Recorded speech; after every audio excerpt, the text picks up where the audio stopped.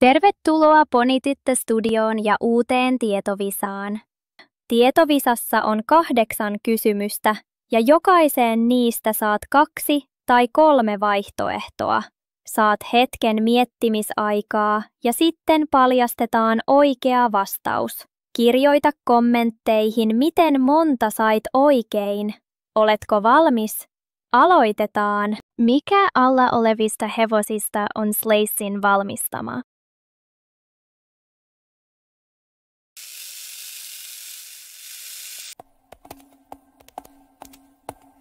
Seuraava kysymys.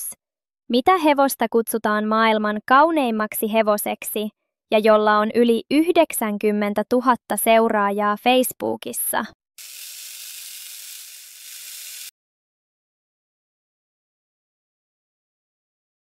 Seuraava kysymys. Mikä näistä 3 hahmosta on Slaysin valmistama?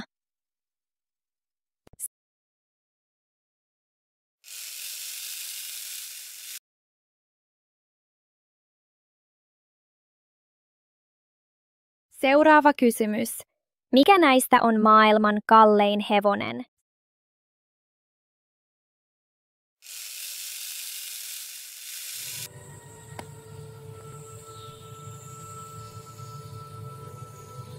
Seuraava kysymys.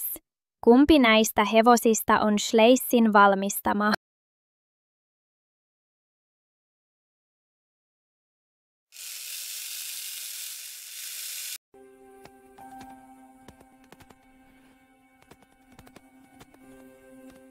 Mikä on maailman suurin hevosrotu?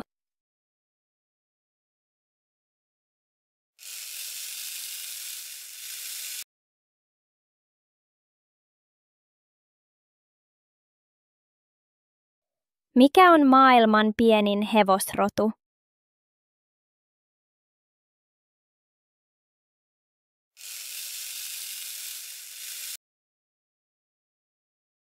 Vuorossa viimeinen kysymys.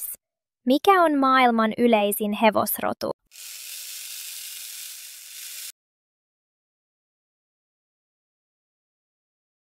Tämä tietovisa olikin vaikeampi kuin edellinen.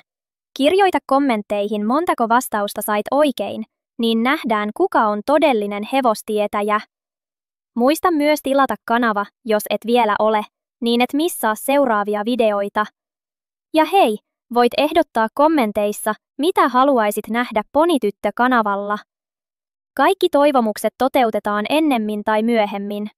Nähdään kohta, heippa!